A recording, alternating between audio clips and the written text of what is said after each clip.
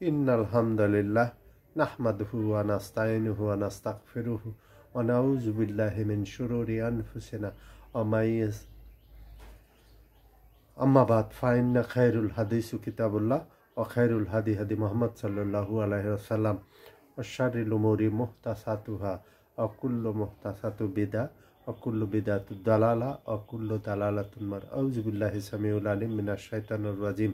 আলহামদুলিল্লাহ, আজ আমরা কিছু আল্লাহ এবং আল্লাহ রসুলের এবং যুদ্ধের ব্যাপারে, যেমন বদরের যুদ্ধ, উহুদের যুদ্ধ, খন্দকের যুদ্ধ, হুদাইবিয়া, সুলাহ হুদাইবিয়া, খাইবার, মক্কা বিজয়, এই বিষয়ে আলোচনা করেছি। তারপর হুনাইনের যুদ্ধ, আখিরি যুদ্ধ আরবদের সাথে সবশেষ যুদ্ধ ছিল, এবং 9 হিজরিতে তাবুকের যুদ্ধ, রোমান আম্পায়ারের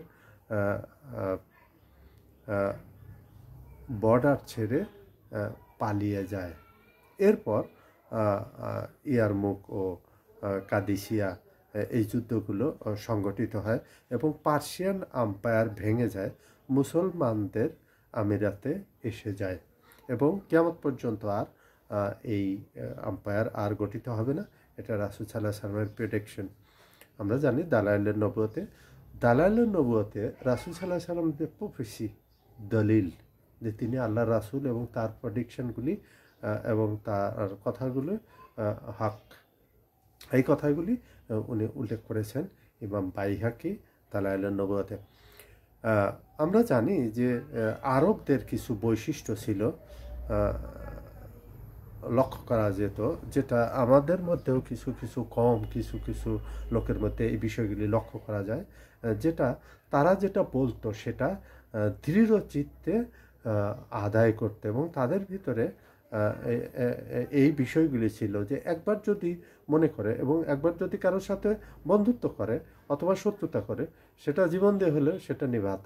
এবং ছোটোখাটো বিষয়ে তারা ঠিক যখন তারা ইসলাম গ্রহণ করলো, তখন জাহেলিতে যুগেও যেমন তারা নাম্বার 1 ছিল, ইসলাম গ্রহণের পরেও তারা নাম্বার 1 ছিল। এই জন্য এই অল্প সময়ের মধ্যে এবং তাদের ইমান আকিদের এই পরিপূর্ণতার কারণে রাসূল সাল্লাল্লাহু আলাইহি ওয়াসাল্লামের সহবতে থেকে এই বিষয়গুলি তারা অর্জন করেছিল, এবং কিয়ামত পর্যন্ত যদি কোনো মুসলমান এই বিষয়গুলির উপরে চলে, এবং অবশ্যই তারা সফলতা অর্জন করবে। এটা আল্লাহ পাকের ওয়াদা। আর আল্লাহ পাক ওয়াদা পূরণে সবচেয়ে বেশি বদ্ধপরিকর। রাসূল সাল্লাল্লাহু আলাইহি ওয়াসাল্লাম এর যে ইসলামের প্রতি যে তার যে এক্সপ্রেশন ছিল, তার যে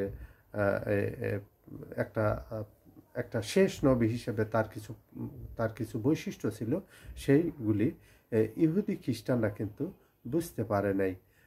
এমন না যে বুঝতে পারে নাই, তাদের আলেমুলামাগুলি কিন্তু অবশ্যই বুঝতে পেরেছে, কিন্তু তবুও তারা এইগুলি করেননি, এইগুলি পালন করেননি। আজ বর্তমান যুগে যে প্রিস্টগুলি এবং যে বড় বড় যে জ্ঞানী ব্যক্তিরা যে ইসলাম গ্রহণ করছেন, তারা কিন্তু এই কোরআন পড়ে এবং কোরআন বুঝে, কোরআনের মাধ্যমে তারা এই বিষয়গুলি লক্ষ্য করছেন যে এই কিতাব নিশ্চয়ই আল্লাহ পাকের পক্ষ থেকে, এবং এই কিতাব সেই 1450 বছর আগের থেকে শুরু করে এখন পর্যন্ত কোনো এডিটিং হয়নি, কোনো ট্যাম্পারিং হয়নি, এবং একটা কিছু পরিবর্তন হয় নাই। সুতরাং এই কিতাবের কোনো ভুল নেই, এবং আল্লাহ পাক বলেছে যে লা রয় বা ফি, কোনো সন্দেহ নেই, কোনো ভুল নেই, কোনো সংশয় নেই। হুদাল্লিল মুত্তাকিন। ইসলাম এবং হেদায়েত, এটা কিন্তু আল্লাহর দান। আল্লাহ যাকে ইচ্ছা হেদায়েত দান করেন, এবং যাকে ইচ্ছা তিনি গোমরাহ করেন। এটা কিন্তু এরকম না, এমন না যে কোরআন শূন্য মেনে চললো আর সে গোমরাহ হইল।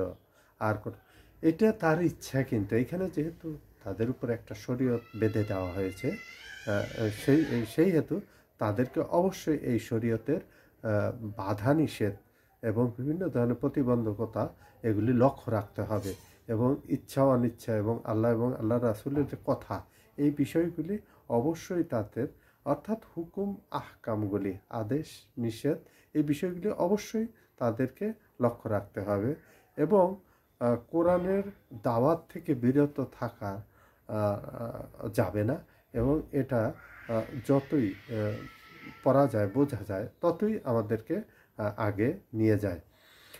এখানে কিন্তু আমাদের কোরআনের যে মেজাজ, কোরআন কি চায়, আমরা এর আগে বলেছি যে সূরা বাকারার 1 থেকে 5 নম্বর আয়াত, 6, 7 এবং 8 থেকে 20 নম্বর আয়াতের ভিতরে এবং 21 থেকে 30 নম্বর আয়াত এবং 30 থেকে 35-36 নম্বর আয়াতের ভিতরে কিন্তু আমরা অনেক কিছু বুঝতে পারি। কোরআনের আর বোঝার কিছু বাকি থাকে না। এই জন্য যারা শিক্ষিত, জ্ঞানী এবং আমাদের আল্লাহ পাক যাদেরকে বিশেষভাবে হেদায়েত দান করেছেন, জ্ঞানী ব্যক্তিগুলি যারা অন্য অন্য ধর্মের পীর ছিল, পাদ্রী ছিল, তাদেরকে এই কোরআন পড়েই কিন্তু প্রথম থেকে যখন পড়া শুরু করেছে এবং কনফিডেন্স দেখেই কিন্তু তারা ইসলাম গ্রহণ করেছে।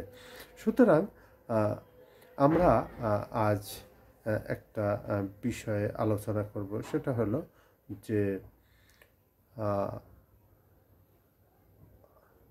হুযায়ফা রাদিয়াল্লাহু আনহুর একটা ঘটনা আর কি, খন্দকের যুদ্ধের একটা খুফিয়া ঘটনা নিয়ে আমরা আজকের এই শেষ পর্ব করে দেব। ওমা আলাইনা ইল্লাল বালাগ। জাযাকাল্লাহু খাইরান ওয়া আহসানুল জাযা।